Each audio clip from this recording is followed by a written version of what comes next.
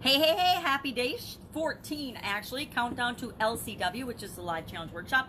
March 23rd, we are going live for a 5-day challenge to help you create the challenge, the customer getting, results getting challenge for your business, for your life, for your business primarily. I've done all kinds of challenges, but mostly I teach people how to grow and expand and supersize their business using challenges. And I show you how to do it in 5 days. You will have your entire challenge mapped out and ready to launch the following Monday if you want.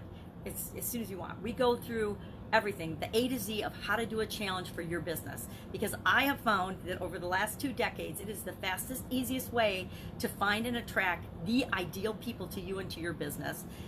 So that you can create the business that you want, the business that you love.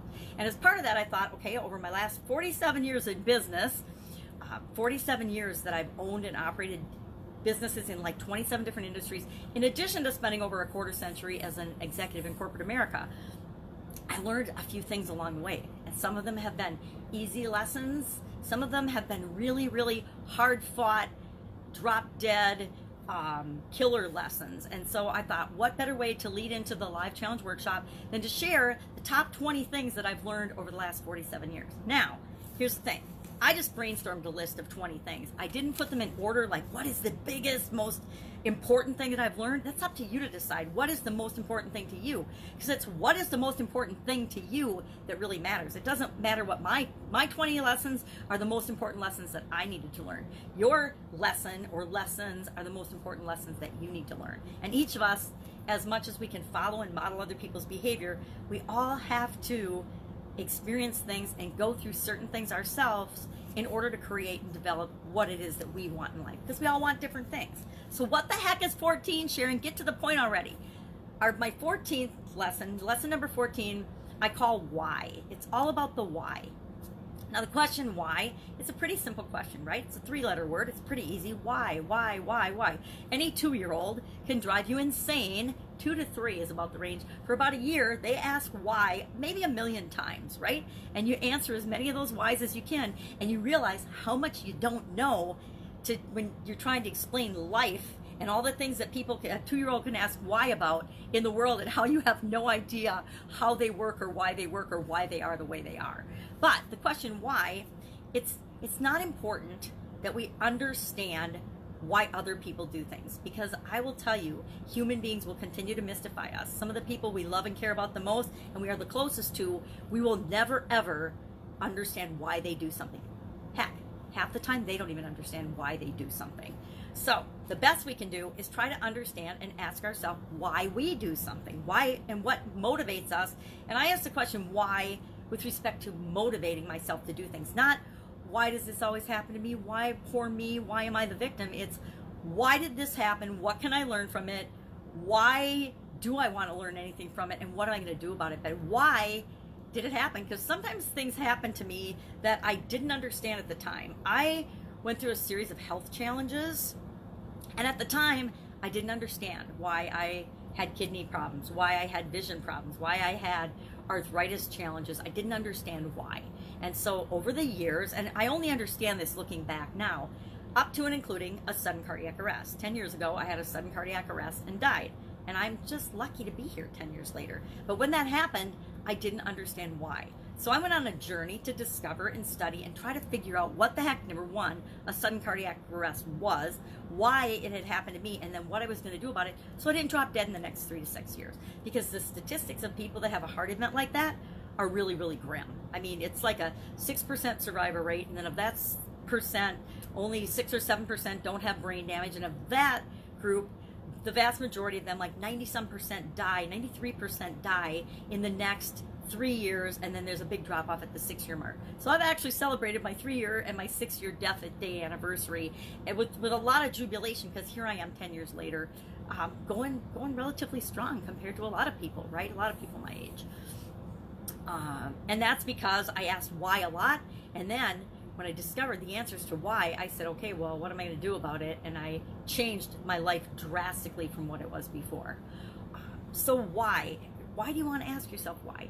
Well, because it motivates us to take action, and nothing happens in our lives unless we take action. one of the tricks that I learned a long time ago, and I cannot even remember who I learned it from now, it was someone much wiser than me, but they said, don't just ask why once and then go with the first answer. Why do you want to start your own business? Well, because I want to make money.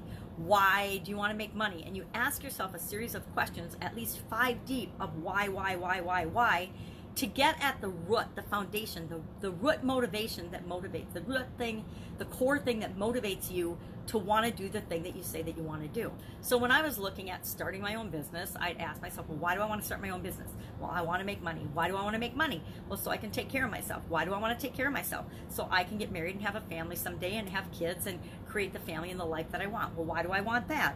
Well, because then I have somebody to love and they love me. So now I'm down. I don't even think it was 5. It was probably 3 or 4 whys. I'm down to why I really want this. I don't really want to start my own business because I want to make money. I want to start my own business because I want to experience and give more love. I want to give more love and receive more love, right? That's much more motivating and will keep me going when things get tough, because if you've ever started a business, you know it's like a roller coaster ride. It isn't just I'm going to start a business today and I'm going to be a millionaire tomorrow. Hello? People will tell you that, but it's absolute poppycock, right? It's totally not true. So we have to be prepared by asking ourselves why and having a strong motivating reason and why. A lot of what I've done in my youth and businesses I started were all because I wanted to provide for and take care of my family. And so I wanted to have financial security to take care of my family. I wanted to be able to give my kids all of the things that they ever wanted and could learn from and could benefit their life so that they could grow up and be awesome human beings, which they've incidentally done. I have amazing children and an amazing granddaughter. But that all came from my why of wanting to share and receive more love. So we ask ourselves why. What is your reason why for the things that you do, for the things that you want? I've kept my why. Because of my why, I've stayed in situations that were actually bad for me personally and for my health, because my why of taking care of my family and my need of giving and receiving love was stronger than my personal love and health and taking care of myself in the past. And that didn't turn out so well, so I don't recommend that.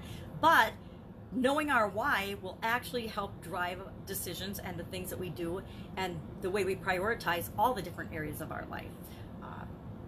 And that comes from understanding why we do things. And again, it's just why we do it.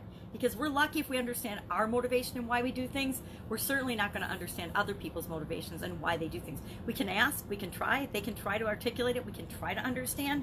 But bottom line, it's like trying to feel or do something for another person. We can help other people, we can encourage them, we can coach them, but we can't motivate them. That comes from within. We can't feel for them. That comes from within. And anything that comes from within another human being, we do not have the power or the control to do that for them. We can try to influence it, but we can't do it for them. That's why it's important that we all understand our own why. So one of the biggest lessons I've learned, number 14, was understanding my own why. And here's the thing, if you understand your own why and you try to understand why the people that you serve, the people that you provide information for in your business, why they would want to do business with you, that helps you to tailor your offerings and to tailor the things that you do and say and how you provide service and experiences for them that better meet their individual whys. That's it. I would love to know if this has been a big lesson for you and if it's a motivating thing, or how you feel about asking the question why.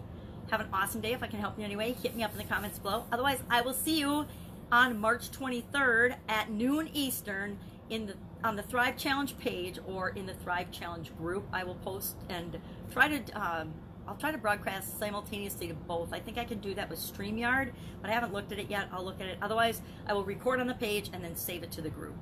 So you can listen to it whenever you want during the challenge. That's it. Have an amazing day, and I will, of course, be with you tomorrow.